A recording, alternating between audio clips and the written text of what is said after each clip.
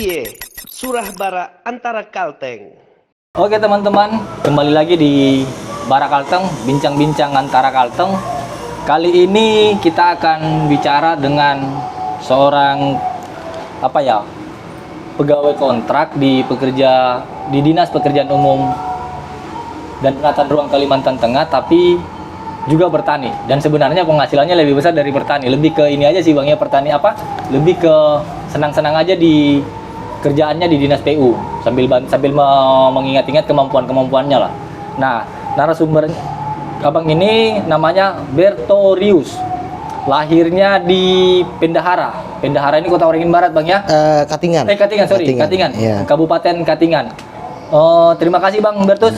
Salam. Bang Bertus. Ini menarik ini, Bang. Tadi kita udah ngobrol-ngobrol sih sebenarnya ya. Kenapa Abang begitu tertarik dengan pertanian sebenarnya, Bang? Sebenarnya salah satunya adalah kemarin kan pada saat kita lulus kuliah itu belum ada dapat pekerjaan. Jadi kita kembali ke desa sendiri, ternyata jalan-jalan ngelihat potensi kan, ternyata prospek yang memang istilahnya bisa untuk dikembangkan itu kan di pertanian, karena satu struktur tanahnya memang memadai, bagus gitu. Lalu ya saya pelan-pelan saya kembangkan, saya coba ya, ternyata sampai saat ini berjalan ya, syukurlah masih istilahnya ada penghasilan tambahan gitu. Penghasilan tambahan. Dari mulai kapan Abang mulai menggeluti pertanian ini, Bang? Kalau menggeluti perannya itu sebelum lulus kuliah, itu sudah membagi waktu pada saat masa skripsi. Saya membagikan waktu untuk buka-buka lahan itu dari tahun 2017. 2017 Bang ya. Setelah saya lulus 2018, saya ini kembali ke sana, saya full-fullan di sana, menyiapkan. Setelah saya merit, itulah yang memang saya tekunkan ya. Terus kenapa bisa ke Dinas PU, gimana ceritanya nih? Untuk Dinas PU kemarin itu memang ada panggilan karena kebetulan saya kan sekarang di sumber daya air. Sumber daya air ya. Kebetulan basic saya kan di pemetaan waktu saya kuliah dulu. Karena pekerjaan itu ada kaitannya dengan pemetaan, ya mungkin saya bantu-bantu di peta untuk jaringan-jaringan itu. Jaringan-jaringan itu, Bang ya. Terus Abang sekarang ini udah, kalau luas lahannya berapa kira-kira ini, Bang? Kalau untuk sekarang lahan produktifnya itu sekitar 0,5 hektar lebih untuk tanaman horti, tapi sudah kita kembangkan itu ke arah agrowisata untuk petik buah ke depan. Jadi kita selipkan antara tanaman pertanian dan tanaman buah-buahan. Kalau yang sekarang tadi aku dengar Abang sudah itu ya, hasil panen hortikultura jenis itu ya, komoditinya ya, terong, melon udah pernah. Terongnya berapa kemarin hektarnya, Bang? Berapa ton kemarin? Berapa ton hasilnya, Bang? Kalau untuk terong kemarin dengan areal 50 kali 50 itu 1/4 hektar kan, itu tanamannya sekitar 1.800 batang, itu ya sekitar di 8 ton lah. 8 ton. Iya. Wow, harganya berapa tuh, Bang? Rata-ratanya lah. Kan ada yang kadang naik kita tuh. Iya. Pada saat itu harganya berapa, Bang? Kemarin itu sempat di 9-8 ribu, tapi kita ambil lah rata-ratanya di 7 ya. 7 aja. 7 lah ya, karena kan kita nggak tahu ya, Pak.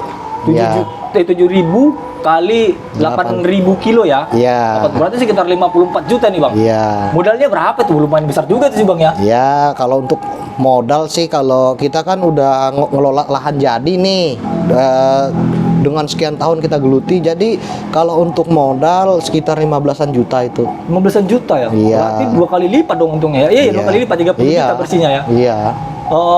Tapi Abang kan nggak mungkin sendiri dong, karena kan Abang kan di Dinas PU ya. Berarti ada pekerjanya? Kemarin kita ada pekerja kita, jadi dia cuma melaksanakan apa yang saya instruksikan. Misalnya nih di pola pemupukan, pola penyepraian untuk insektisida dan fungisidanya itu saya yang ngatur. Jadi beliau tinggal menjalankan di lapangan. Oke. Jadi bisa ya. Berapa kalau berarti dapat dia gajinya gimana sih, Bang? Untuk yang karyawan untuk yang buruh tani itu loh, Bang. Iya, kalau kayak saya sih sistemnya sistem bagi, Bang. Jadi bagi 3. Bagi 3 ya. Modal, sisa selesai modal bagi 2. Misalnya nih kita dapat 50 juta, modalnya 10 juta, berarti dia 20-20 dong. 20-20. Lumayan juga buruh taninya ya. Guru tani loh dia. Ya, yang pasti gini Bang, kita mempekerjakan orang itu ya setidaknya kita berhasil, dia pun harus berhasil Oke. gitu. Itu yang terong kemarin itu berapa lama itu Bang? Kalau untuk penanaman, pra penanaman sampai mulai panen itu di 2 bulan lebih. 2 bulan lebih. Nah, jadi untuk produksi lanjutannya pasca panen itu sekitar 5 bulan lebih lah. 5 bulan. Nah, anggaplah sama penanaman itu di 7 bulan, hampir 8 bulan. Berarti sekitar 3 jutaan juga sebenarnya buruh taninya Bang ya? Iya. Hampir 3 juta ya, Iya. tiap 3 juta itu kan. Tapi makan dia itu Bang tanggung juga. Iya, saya yang tanggung. Oh, jadi bersih itu ya? Bersih itu. Wow, lumayan juga ya. Selain terong apa yang sudah Bang tanam Bang? Saya sudah mengembangkan kayak timun, kacang panjang, gambas itu yang dibilang orang sini karwila. Karwila. Melon saya juga udah pernah. Banyak sih kalau untuk jenis horti hampir semua lah. Hampir semua ya Bang coba ya. Dari semua jenis itu menurut Abang yang gampang ditanam apa sih? Kalau untuk gampang sih, kalau horti Bang tergantung juga, susah-susah gampang. Sebenarnya kita harus mempelajari cuaca sih Bang intinya. Cuaca ya? Iya, jadi untuk tanaman horti itu pasca musim hujan dia mungkin istilahnya untuk indikator keberhasilannya kita harus memperhatikan lahan. Misalnya lahannya gulutan atau bedengan itu harus ditinggikan sedikit benar. supaya tidak terjadi asam-asaman tanamannya. Jadi kalau tanaman itu sebenarnya mengikuti dari pondasi awal kita ini tadi, apapun jenisnya pasti ya dia akan berhasil apabila medianya memang ideal.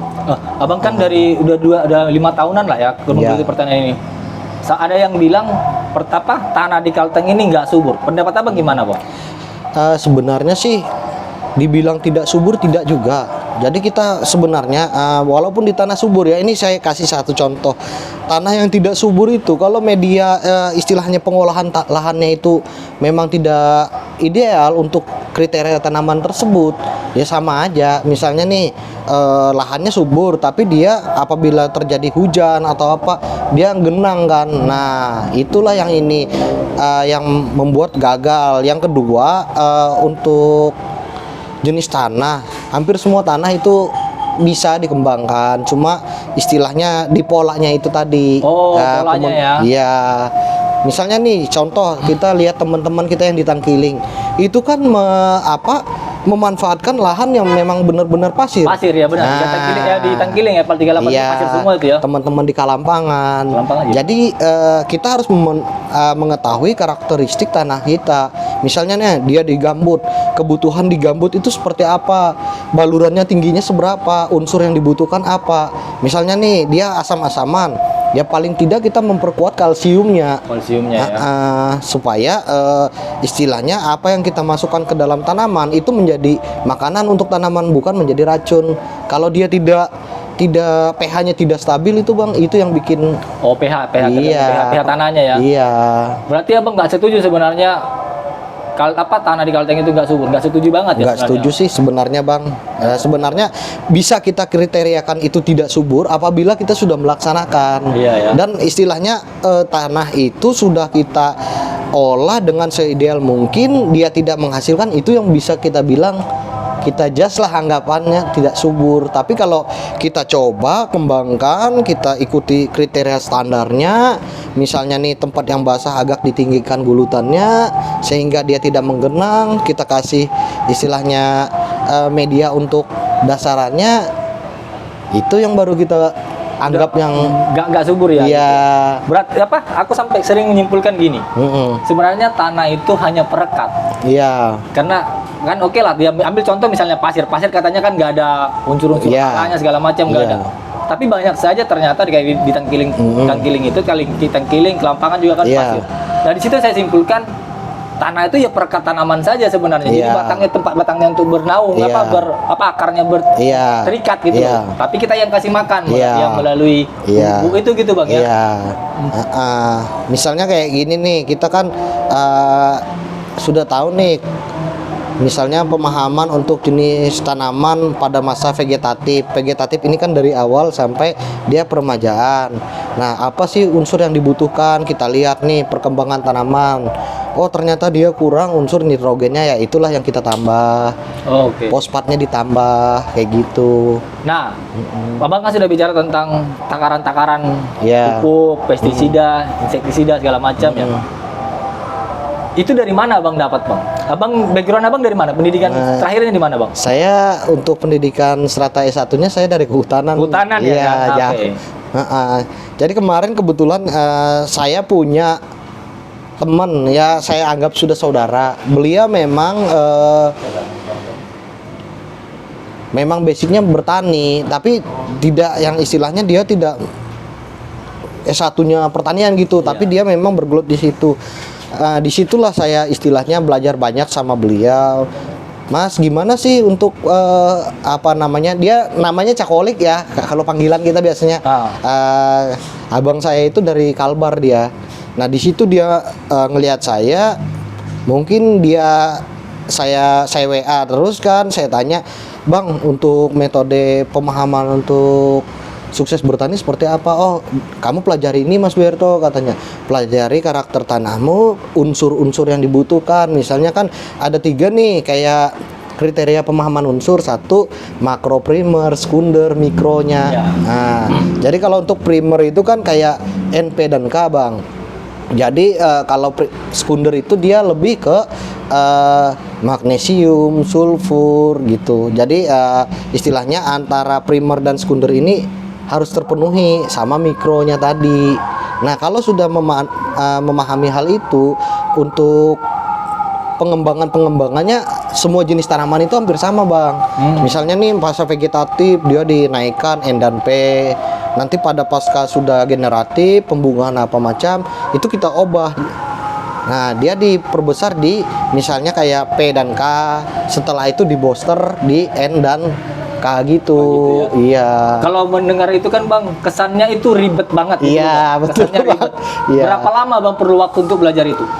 Kalau untuk pemahaman unsur sih Bang, di samping kita memang basic kita bukan itu, tapi kita sambil praktek di lapangan, sambil membaca di jurnal-jurnal penelitian itu hampir 1 tahun lah Bang. Bisa 1 tahun ya? Langsung prakteknya itu Bang. Langsung praktek ya? Nah, Jadi paling bagus itu dia bertani, kalau mau tahu lebih detail itu bukan cuma sekedar ngebaca ya. Iya, Kadang-kadang kita kan ada ngebaca, kadang nonton YouTube Iya. gitu kan. Tapi kalau nggak praktek tetap ribet juga ya. Iya Bang. Soalnya kita kan setidaknya acuan kita yang namanya kita tidak bisa tidak bisa menghindari lah yang namanya ilmu akademisi itu kan Iya. berdasarkan penelitian-penelitian. Contohnya nih kayak ada pemahaman tentang jenis tanaman. Ada yang tanaman kekurangan unsur nitrogen, dia jadi cahaya daunnya seperti ini. Misalnya kekurangan magnesium pun dia hampir sama kekurangan nitrogen tadi Nitrogen gitu. tadi, ya. Tapi kalau orang awam kadang kan kayak orang-orang masih muda lah. Iya. Misalnya yang masih muda yang pingin bertani itu mereka mampu nggak sih? Istilahnya nggak ribet nggak sih? Kira-kira apa yang perlu dipersiapkan supaya mereka itu sukses jadi petani lah? Sebenarnya sih kembali ke niat Bang. Jadikanlah istilahnya jadikan suatu pekerjaan itu menjadi hobi. Jadi kita ingat nih waktu zaman mahasiswa dulu, saking kita niat dan kita hobi istilahnya di salah satu bidang olahraga, sampai-sampai mata kuliah yang lain kan diabaikan. Oke, Sama halnya untuk kita kembalikan ke situ. Misalnya nih kita sudah niat nih, oh saya nanti kalau udah ini mau mempelajari tentang pertanian.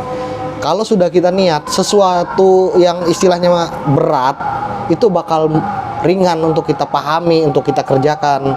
Walaupun pekerjaan ringan, kalau kita tidak mencintai kan berat rasanya Bang. Benar. Nah, kayak gitu aja Bang. Sejauh ini menurut Abang itu menguntungkan nggak jadi petani? Kalau menurut saya sih ya, kenapa saya sampai saat ini bertahan ya, karena memang ada keuntungan lah. Cuma karena kita keterbatasan waktu, jadi ya kita membagi waktu Bang. Kalau untung sekali Bang, jujur aja. Karena saya sebelum bekerja di dinas PU pun saya udah hasil bertahan sama istri sama anak, yaitu hasil dari itu juga Bang. Jadi kalau orang-orang Capek nggak jadi petani itu? Capek bang, cuma ya kembali ke kita tadi, kalau kita punya niat, punya tujuan, kita mau ini, ya capek-capek ada hasilnya gitu loh bang, daripada kita capek-capek nggak ada hasil kan lebih ini bang. Gini, kita bandingkan deh, mohon maaf nih ya, mohon maaf sekali teman-teman, kita mau coba-coba bikin perbandingan aja sebenarnya. Misalnya begini, kita kerja di salah satu tempat, hasilnya mungkin misalnya 2,5 atau 2 juta atau 2,5 juta, kan masih ada nih yang punya penghasilan sebulan segitu, itu kita nggak bisa pungkiri. Di Kalteng, jangankan di luar Kalteng, di Kalteng sendiri pun masih ada penghasilannya 2 juta ya sebulan. Nah, ketika dia misalnya terjun ke pertanian, kira-kira hasil dari pertanian itu mampu nggak lebih tinggi dibandingkan dia kerja misalnya 2 juta nih gitu loh. Kalau saya secara pribadi sih kalau bertani itu lebih lah bang, lebih daripada ini, tergantung kita. Jadi penghasilan itu menyesuaikan dengan kekuatan kita. Misalnya gini nih bang, saya kasih contoh sederhana. Abang nanam kayak jenis timun ya, itu cuma 500 batang. Dari 500 batang ini kita ambil sampai habis panen itu satu batangnya 4 kilo. Satu batang 4 kilo. Dan dia itu kan jenis tanaman jangka pendek, 35 hari panen. Nah, dengan 500 batang ini kita kalikan 4, berarti dia udah dapat 2 ton. 2 ton. 2 ton ini kita ambil lah harga partainya misalnya Rp4.000. Mahal, 2.000. Harga terendahnya berapa biasanya kalau timun tuh? Harga terendah ini untuk khususnya Kabupaten Katingan itu biasanya paling rendah tuh 3.000 bang. Tetap 3.000 ya? Berarti 3.000 berarti 60 juta juga ya? Nah, berarti 3 kali 2. Iya dong, 62 ton kali 2.000 ton, 2.000 kilo kan? Iya. Berarti sekitar 6 juta juga kan? Ya, 6 juta kan. Nah, itu dalam 1 bulan. Iya. Bagaimana caranya kita kalau pola pertanian berhasil itu gini bang, kita harus bisa membikin dia ini berkelanjutan. Dia harus berkelanjutan ya. Iya. Oke. Misalnya nih kita tanam 500 batang. 15 hari lagi kita tanam lagi 500 batang. Nah, kalau dia 6 bulan itu kan udah lumayan, Bang. Nah, belum itu istilahnya kan nggak mungkin dari 500 batang itu kita menggunakan sekian ini. Kalau dia ini salah satunya contoh kayak terong kemarin ya. Terong kemarin itu kan cuma menggunakan areal 1/4 hektar. 50 kali 50 ya? Iya, dia kan udah bisa mendapatkan nilai segitu. Nah, kenapa tidak? Jadi kan tinggal kita bagikan aja hasil akhir sama hasil bulanannya. Iya, bulan akhir di total ya. Iya. Oke, kayak gini. Saya udah kerja saya udah kerja di satu tempat. Iya. Gaji saya 2 juta. Iya. Tapi saya kan butuh waktu 1 tahun tadi Bang bilang tuh belajar tentang bertani supaya jadi sukses gitu kan. Ada saran nggak Bang? Atau misalnya nggak usah keluar dulu tapi belajar dulu nih sambil belajar. Nah, ada saran nggak gitu? Ada Bang. Jadi gimana? Kita coba memanfaatkan lahan pekarangan. Pekarangan rumah itu ya? Oke. Iya. Jadi kita buat media itu misalnya di polybag kayak gitu kan. Misalnya kita tanam nih, saya udah nyerapkan juga nih. Saya kan sekarang tinggal di Palangkaraya. Jadi saya di pekarangan itu saya manfaatkan, saya isi polybag saya itu sudah sekitar 200 polybag. Itu saya tanam daun bawang prei. Bawang prei ya, bawang prei. Jadi kok milih bawang prei? Jadi sebenarnya Bang itu tanpa modal. Modalnya cuma tenaga sama polybagnya tadi. Polybag sama tanah ya? Iya. Nah, jadi kenapa dibilang tidak modal? Kita kan banyak nih sisa-sisa dari teman-teman yang jual martabak tuh. Jadi itu kan yang diambil itu kan cuma batang sama daun atas. Jadi akarnya itu kan masih disisakan. Nah, jadi cobalah jalan-jalan iseng-iseng datang teman, Mas boleh nggak saya sambil beli misalnya beli martabak kan atau beli terang bulan, bisa nggak saya minta ininya akarnya nanti ya untuk saya coba ini. Nah dari itu kan kita udah bisa nanam misalnya di satu polybag, anggap aja satu polybag itu 2 on. Kalau kita nanam 100 kan udah 20 kilo. Nah 20 kilo dengan nilai misalnya 1 kilonya nanti kita ambil lah 25.000. Kan udah lumayan. Mahal juga ya daun pre ya? Iya, kan lumayan, Bang. Dan itu pun tempat kita jualnya nggak susah. Boleh juga nih ditiru nih. Iya daun pre saya kira itu cuma 5.000, 3.000 sekilo. Enggak, Bang. Dia kan kiloan. Mati-matian 15.000 lah ya. Iya, kalau di petani, Bang, biasanya itu 25.000. Di tiga petani 25.000. Iya. Jadi kalau di tingkat pasar kan lumayan. Nah, dengan itu kan istilahnya kita memanfaatkan lahan pekarangan, bibit istilahnya kita iseng-iseng sambil beli terang bulan atau martabak dikasih kan. Nanti hasil dari ini bisa kita jual ke teman kita lagi, kan gitu. Gini. Heeh. Kita nggak usah bicara tentang gratis deh. Iya. Kita bicara tentang yang ada yang Iya. pakai modal Iya. nih. Kira-kira untuk yang 200 tadi, Bang. Iya. Kalau 200 tadi itu 200 polybag, kira-kira modalnya berapa? Yang pertama bibitnya dulu deh. Nah, kalau untuk bibit paling enggak itu 2 kilo. 2 kilo. 2 kilo lah kalau kita tancapkan 1 atau 2 Oke. per polybag. Itu kan nanti beranak lagi Iya, tuh, Bang. beranak lagi, Nah, oke. habis itu tanah suburnya satu rate-nya sekarang satu pickup kan itu Ya. sekitar 500 atau 400.000 kan. Oh, yang pick up tapi ya? Ya, nah Oke, itu yang pakai oke. kita masukkan di polybag mungkin dapat itu sekitar 200 polybag. 200 polybag, oke. Ya, belum kita kasih kayak dasarannya tadi pupuk kandang. Pupuk kandang, oke. Mm-mm. Oh, 1 juta mungkin lah ya. Nggak sampai sih Satu- sebenarnya ya. Ya, istilahnya kita ambil lah garis besarnya 1 juta. 1 juta. Ah. Oke, 1 juta satu polybag itu nanti kalau memang benar-benar bagus hasilnya Iya. itu beratnya Kita ambil lah paling kecil 2 on. 2 on. Mm-mm. 2 on kali 200, 40 kilo juga sih. 40 kilo. 40 kilo, 40 kali 20.000, Udah 8 kan? ya 8. Heeh. 800 ya. Oh, 8 juta? 8 juta juga ya. Iya. Jadi 8 juta potong operasional dan media ini pun kita Masih bisa pakai kan? Masih bisa pakai dan kita pola pola lanjutannya itu kita nggak beli bibit lagi, malah kita bisa ngembangkan dari situ. Misalnya nih kita panen cabut, kita sisakan 2, potong, tancapkan lagi. Oke. Itu istilahnya kalau mau yang lebih jangan langsung kerja, istilahnya nggak usah keluar dulu nggak usah keluar dari tempat Iya, kerja gitu kan. iya. Nah, ini cara yang untuk persiapan misalnya Iya. kita mau keluar mau benar-benar menggeluti. Iya, betul, Caranya Bang. begitu gitu Bang Iya. ya. Cara salah satunya melalui tanam Iya. apa tadi Bawang pre di Iya. dalam polybag. Modal mampusnya.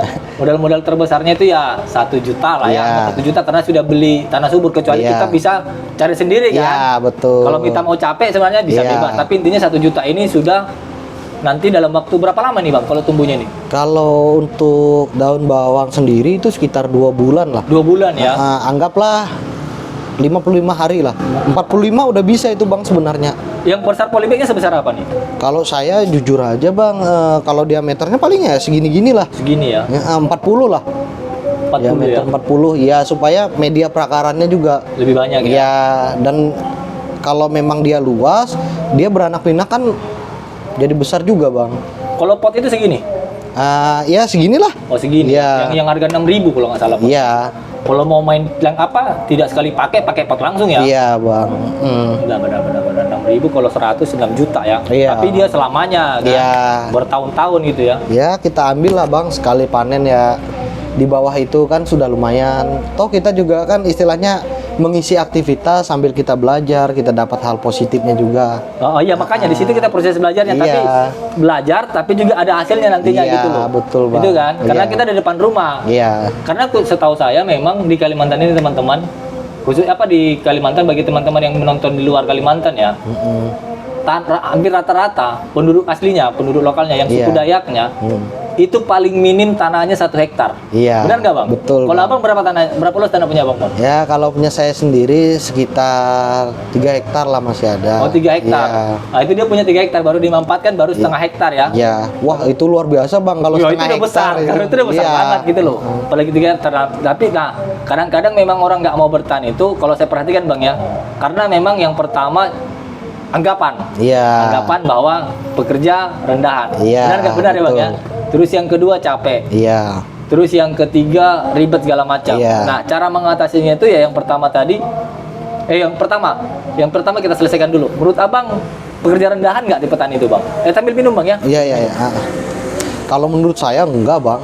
Karena kita harus gini ya, harus belajar dari negara-negara tetangga. Contoh nih, kayak di Jepang. Di Jepang itu kan sekolah yang istilahnya paling diminati tinggi itu kan pertanian, Bang. Wow. Oh di Jepang. Oh iya, Iya. abang belajar sama orang yang pernah kuliah di Iya, Jepang ya. itu S3-nya di Jepang. kebetulan dia kena keluarga juga gitu loh, Bang. Jadi kebetulan abang itu ngambil S3-nya dia di Hokkaido. Hokkaido. Itu Bang Teddy Limin, anaknya ahli gambut dulu, ahli gambut Kalteng, Pak Sudo Limin. Sudah Limin tahu. Nah, itu Bang. Jadi beliau cerita sama aku, coba biar tuh kembangkan untuk ini.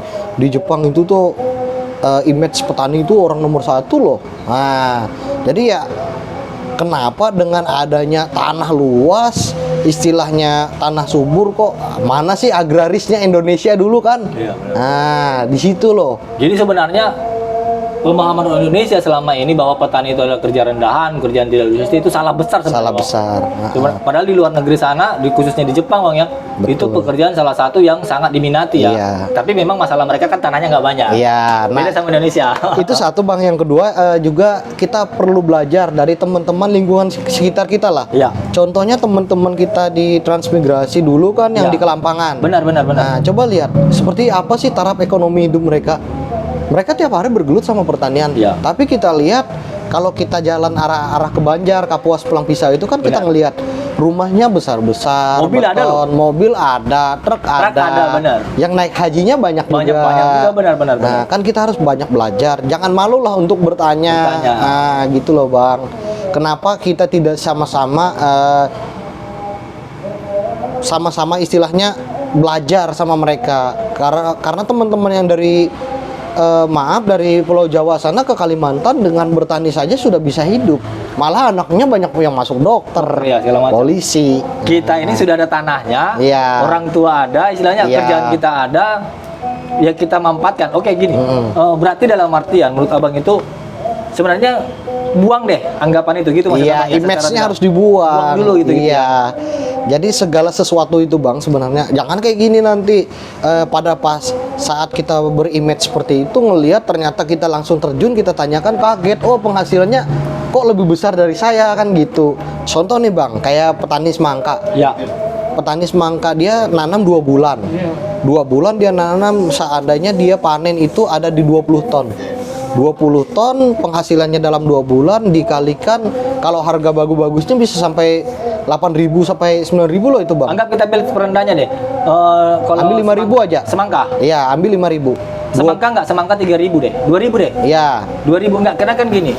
Kita harus harus objektif apa juga melihat bahwa jangan ambil harga tertinggi. Kalau saya berpikirnya begitu supaya Iya. orang ngerti. Iya. Jadi ketika dia harus tanam sekian banyak dengan harga jatuh 2.000 misalnya, Iya. dia tetap masih profit, dia masih Iya. tetap untung gitu kan. Iya. Anggap 2.000 Kali 20 ton? 20 ton lumayan juga, 40 juta juga Iya. kan gitu. Nah, jadi teman-teman, ini perlu yang perlu Iya. diketahui apa teman-teman yang mau bertani, jangan berpikirnya langsung harganya tinggi. Misalnya kayak benar saja semangka bisa harganya 8 sampai 9.000 bahkan Iya. 10.000. Tapi itu jarang terjadi. Iya. Nah, kita harus ambil alternatif apa namanya Bang? Terkecil. Terkecil. Angka terkecil. Nah, 2.000 itu Iya. harga terkecil karena pernah kita temukan Iya. harganya petani di harga 2.000. Iya. Dan itu caranya kalau kita bisa menanam, makanya akhirnya kita tanamkan dengan skala besar. Iya. Supaya bisa memenuhi kebutuhan kita. Kayak tadi kalau kita pencapaiannya harus 4 ton gitu Bang ya, Iya. supaya dapat sekitar 80 Iya. juta juga gitu loh. Jadi supaya teman-teman nanti kalau mau bertani itu supaya ngerti gitu loh. Iya. Ekonominya juga penting ya Bang Iya, ya. betul. Jangan sampai waduh, itu di podcastnya Barakalteng Iya. sekian harganya. Itu karena posisinya Bang ini kemarin itu jual pas lagi harga tinggi-tingginya. Memang Iya. sekarang lagi mahal-mahalnya Iya, semua mahal bahan semua, komoditas Bang. petani. Sekarang ini lagi gila-gilaan Iya. Bang, ya. Bertani itu lagi gila-gilaan ya. Iya. Hampir di mana tempat saya lihat bertani cabai Iya. segala macam, apalagi cabai sampai Iya. 120.000. Waduh, gila. Ada 20 kilo aja itu Bang. Satu minggu 4 kali panen 4 kan kali udah panen. lumayan. Lumayan. Saya pernah itu ada petani, dia cerita sekali metik bahasa kita kan, kalau cabai itu sekitar 1 kuintal dengan harga posisinya berapa kemarin dia punya harga, dapat dia harga 80.000 di Iya. tingkat petani loh. Wih, buset, 80.000, 8 juta juga bos, kayak gitu kan Iya. kan. lagi kena rezekinya aja. Iya. Jadi memang dia udah paham harga-harga jatuhnya Iya. itu gitu kan. Nah, itu juga Bang salah satu penambahan nih ya untuk teman-teman juga yang istilahnya mau belajar bertani. Kita tidak memahami masalah ekonominya saja, tapi prediksi nih. Oke. Prediksi harga yang akan jadi mahal.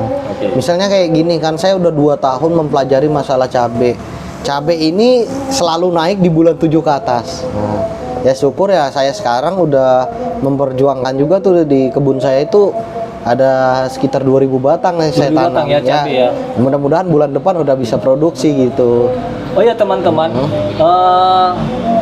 sebenarnya kita pingin banget langsung ke lokasi, tapi wilayahnya jauh. Iya. Dari Palangkaraya itu sekitar 3 jam Bang ya. Enggak nyampe Bang, sekitar ya kita ambil santai 2 jam lah. 2 jam, sekitar 2 jam waktunya. Jadi lumayan lama. Makanya kita karena Abang ini juga kerjanya di Dinas PU, ya udahlah kita berbagi ilmu saja gitu Iya. kan. Kita mohon maaf tidak bisa ke lapangan untuk kali ini karena memang lokasinya sangat jauh, 2 jam Iya. dari Palangkaraya. Kira-kira itu teman-teman yang membuat kenapa kita jadinya podcastnya di sini gitu loh. Bukan karena biasanya kita kalau petani memang selalu ke lokasi. Iya. Abang ini pun sebenarnya hari ini kan hari Jumat. Hari ini pun sebenarnya Abang ini pinginnya udah mau ke sana lagi Bang Iya, ya. jadwal, Bang. Jadwal pulang lihat lahannya karena Iya. Abang ini punya pekerja Bang yang Iya. buruh tani. Jadi nggak sendiri Abang ini ngerjain. Nah, ini jadi trik juga Bang ya bagi Iya. Abang kan pekerja nih. Iya. Kalau kita punya lahan, selain kita tadi belajar di rumah, kita bisa manfaatkan tabungan kita Bang ya, Iya. dengan nyuruh orang. Tapi dengan Iya. catatan kita udah paham dulu Bang ya. Iya, betul. Harus kuasai dulu lah manajemen di dalamnya. Di pemupukannya, Iya, pemupukan. anti hamanya Iya. gitu Bang ya. Mm. Generatif sampai vegetatif tadi Bang. Iya. Oke. Itu. Kemudian yang pertama tadi kita sudah bicarakan tentang harkat apa ya? Pengakuan lah istilahnya. Iya. Nama bahwa petani itu bukan pekerjaan rendahan. Iya. Terus yang kedua tadi bahwa capek. Iya. Itu memang capek Bang ya. Capek. Tapi menurut saya di awal aja Bang. Iya. Benar Pak, nggak Bang? Kalau capeknya ya awal dibuka lahan. Jadi karena kita istilahnya bisa mempelajari karakter atau manajemen di lapangan, nanti kan ke depan kita jangan gini loh, jadi pemahamannya jadi petani itu boleh, tapi jadilah petani berdasi. Petani yang pintar lah, yang cerdas ya iya. Bang ya. Jangan cuma kerja keras atau Iya. kerja cerdas dulu. Paling utama kerja cerdas Bang Iya. ya. Oke. Jadi maksudnya kita terjun ke lapangan itu untuk mempelajari sistem mekanismenya di lapangan seperti apa. Jadi kalau untuk ke depan kita sudah paham manajemennya, barulah kita pelan-pelan masukkan orang. Nah, gitu ya. Dan di sekarang juga ala-ala pertanian juga modern-modern sih Bang ya, teknologi Iya, semua ya. Bang, banyak teknologi. Bisa apa? Tapi sebenarnya pengolahan lahan itu dia kan kalau untuk hortikultura kan dibikin gundukan Bang Iya. ya. Bedengan kalau Iya. bahasanya gundukan. Itu sebenarnya sekali bikin bisa Bang ya. Bisa. Istilahnya Ini dulu berkali- Bang, itu kan prosesnya kita bajak dulu tuh. Bajak, ya, oke. Setelah bajak, baru kita naikkan. Oke. Iya. Nah, jadi gini juga. Jangan kita bertani yang istilahnya kalau yang memang mau cari keringat oke lah sambil bantu-bantu kan. Kalau masalah ilmu sudah dapat, untuk istilahnya penerapan di lapangan itu serba bisa Bang. Jadi maksudnya gini, kita sudah punya ilmu, kita pelan-pelan punya modal. Itu tinggal kita arahkan pekerjanya. Nah, kita arahkan, kita minta tolong kan. Nanti untuk perawatan apa macamnya ya kita ini sebagai petani pemilik tinggal eksekusi di pola pemupukan dan pestisida tadi. Pestisidanya, untuk anti hamanya ya. Yang menjalankan di lapangan teman-teman di lapangan. Buruh taninya lah Iya. istilahnya. Itu dalam artian memang awalnya kita capek, Iya. tapi setelah itu sebenarnya kita enggak gitu Iya. kan. Tapi lebih enaknya lagi tapi tetap harus capek Bang ya karena harus tahu Capek, ilmunya ya. tetap, Karena Bang. belajar ilmunya ini ya. Iya. Makanya tadi Bang sarankan itu memanfaatkan pekarangan rumah ya Iya. untuk skala kecil dulu. Jadi nanti Betul. ini hampir sama Pelan-pelan. aja Bang ya antara Iya. kecil dengan besar itu jumlahnya sebenarnya hampir sama-sama Sama. saja cara penanganannya Iya. ya. Oke. Nah, jadi kan kita bisa ngelihat Bang dari sekian nih hasilnya sekian. Kalau kira-kira nanti hitung-hitungan kita untuk modal operasional dan modal untuk pupuk awal itu berapa. Jadi kita udah bisa baca oh ini kalau dia full nanti bagusnya oh ini sekian nih. Makanya diutamakan tadi media tanahnya tadi. Oke. Itu yang menentukan tingkat keberhasilannya. Tapi memang yang paling capek kalau hortikultura sebenarnya capek Iya. Bang ya. Pengolahan lahannya harus lebih sering Iya, ya. Beda betul. kalau yang tanaman-tanaman keras Iya. yang tahunan ya. Iya. Kayak pohon-pohon buah-buahan Iya. itu kan tahunan sekali tanam. Nah, tapi kalau berarti boleh kita saranin ke teman-teman ini kalau yang memang nggak pingin tiap bulan olah tanah tuh bisa pakai yang pertanian tapi di Iya. tanaman buah-buahan ya. Iya. Jangan melulu juga sawit ya. Iya. Karena masih banyak juga. Betul. Nah, ini ini Bang, saya mau bertanya. Abang kan orang Katingan juga nih. Iya. Jadi teman-teman di Katingan ini salah satu produksi durian Bang ya, Iya. paling terkenal di Kalimantan Tengah. Pokoknya kalau sudah durian dari Kalimantan Tengah itu udah incaran banget lah. Iya. Nah, menurut Abang menguntungkan juga nggak sih Bang nanam durian dibandingkan lebih untung mana nih menurut Abang nih, durian dengan sawit? Kalau secara Dengan luasan cuma 1 hektar deh, 1 hektar aja. Kalau skala sih Bang, kalau hitungan matematikanya ya memang sawit. Sawit ya. Iya. Karena jenis sawit ini kan kontinu. Kontinu, Kalau durian itu kan tahunan, Bang. Tahunan, iya. Nah, iya. Di situ yang bedakan. Nah, kayak gini. Ada yang bilang sama saya begini, bahwa kalau nanam sawit hanya 1 hektar, itu mending gak usah sawit deh, mending yang lain. Iya.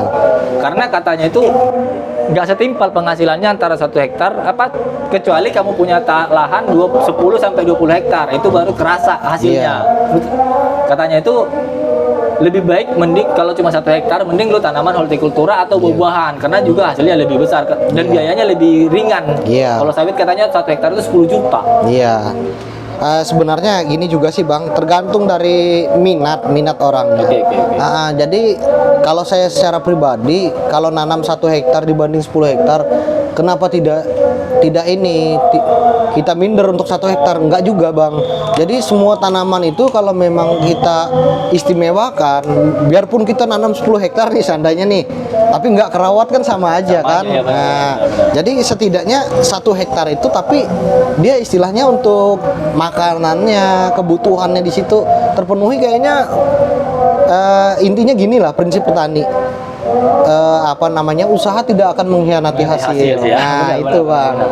Karena saya gini Bang, di Kalampangan itu kan ada yang buah jambu kristal ya. Iya. Karena pernah saya tanya, Pak berapa ini hasilnya Pak?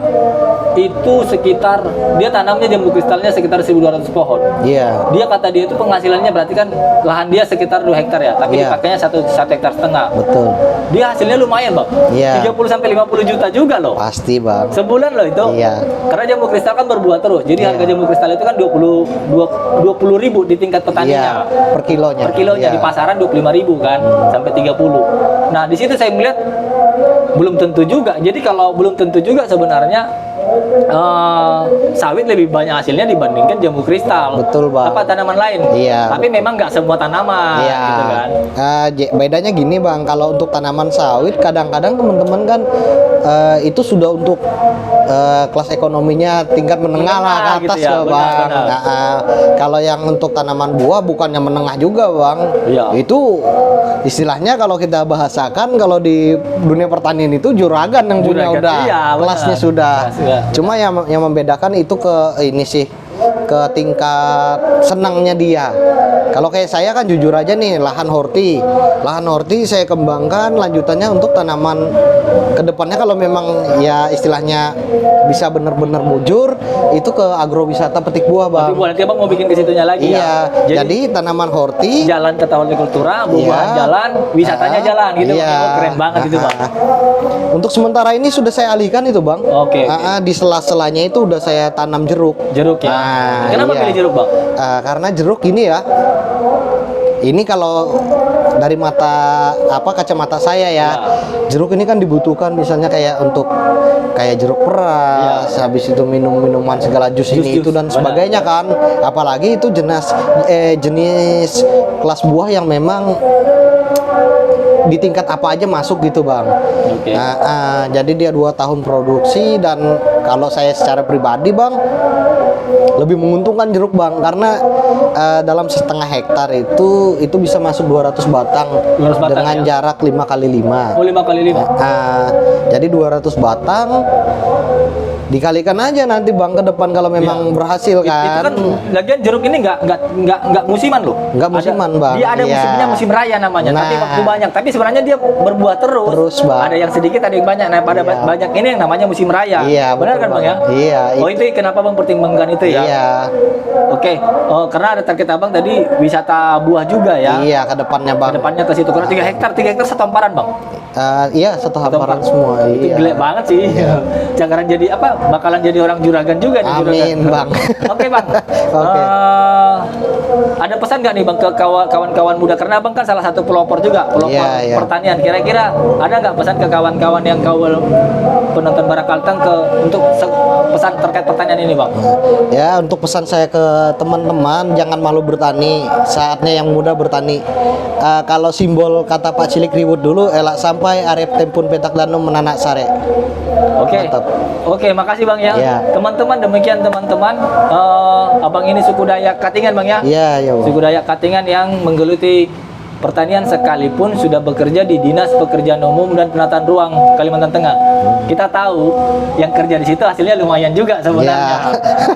Kita tahu itu. Tapi abang ini tetap karena dari awal sudah bertani, jadi memang jiwanya di pertanian. Iya. Dan abang ini juga melihat pertanian ini ke depannya akan menjadi salah satu profesi yang sangat diincar ya, sangat diminati oleh orang-orang muda. Iya, Bang. Apalagi kalau nanti kan Kaltim jadi Ibu kota negara ya, otomatis kita kan penyangga, salah satu Bang. penyangga ya kan. Nah, tinggal rebutan lagi siapa Iya, yang paling bagus suplainya kan betul, begitu ya. Bang. Mungkin itu teman-teman bagi kawan-kawan yang tinggal di Palangkaraya, elak layak. Elak sampai arep tempun petak danum menanak sare. Oke, sampai ketemu lagi. Salam Bara Kalteng.